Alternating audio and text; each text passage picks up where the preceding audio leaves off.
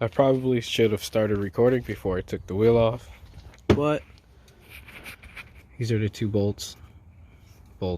nuts that you got to get to take off the upper control arm. These look a little crusty, but they'll get off. They'll come off easy. After I took the wheel off, there's this shield here. I love these things.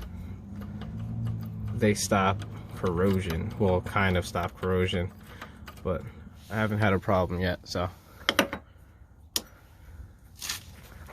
Alright, next thing to do is take the cotter pin out and take out that nut right there. If you can't get the cotter pin out, you don't really have to worry about taking it out. It's like when they're old enough, they're junk. I want to get this stuck in my tire. You should be able to just put your 17 right over. Let me try to crack this loose real quick.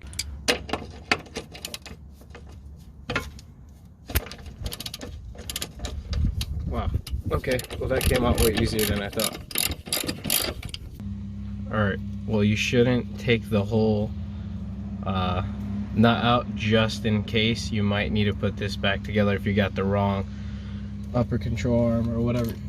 So leave that there so you don't hit the treads, whatever you want to call it, with the hammer. There is two little spots right here, and that's my choice of where I hit. I don't know if that's the right place to hit it or not. That's where I hit.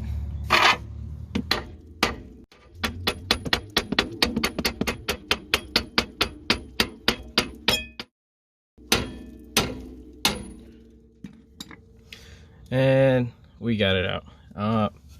Yeah, we got it out. I should have also mentioned before I did this, I like to take the whole nut off just to clean up the threads, and then I twist it on a little bit just in case the top starts to spin. The thread is so clean you could just take it off by hand. It should be easy to take off. Next we have the 217s. This one I go for last because it's easier to get to, and if I can't get that one off, I just stop what I'm doing and put everything back together. So, alright. Oh shit. Oh, there it goes. Forgot replacement. Coming out.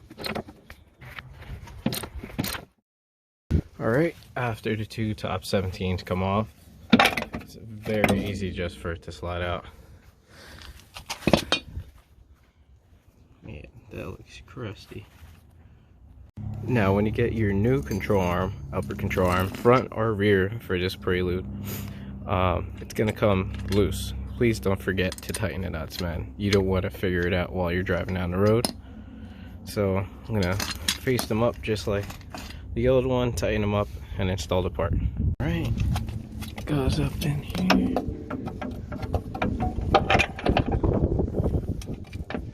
And it just dangles there for now. Put the bolts on the top.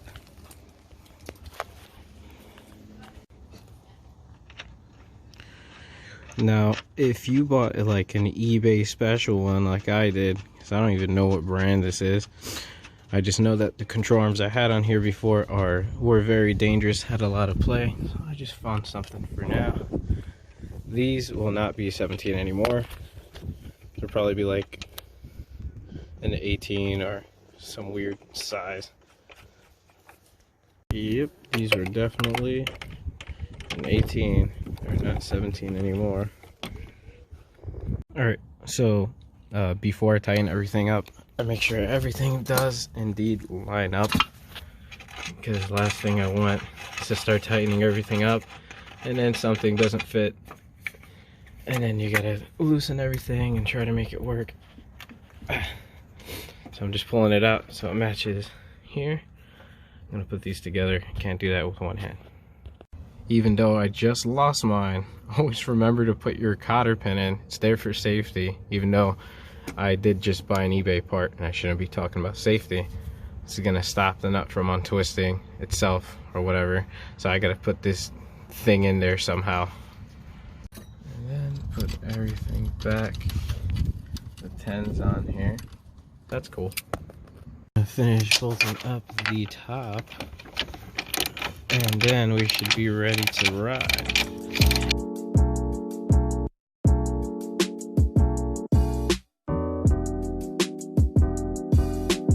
Well, I don't know if it's gonna keep on shaking as much as it did before, but it still has play left and right. Very, very slight play. It is not from the outer tie rod. I checked it out. It is definitely the inner tie rod. So maybe next week I'll get some inner tie rods. I already have the outer tie rods, and I'll put those on this car. I guess I'll make another video. Got nothing else to do.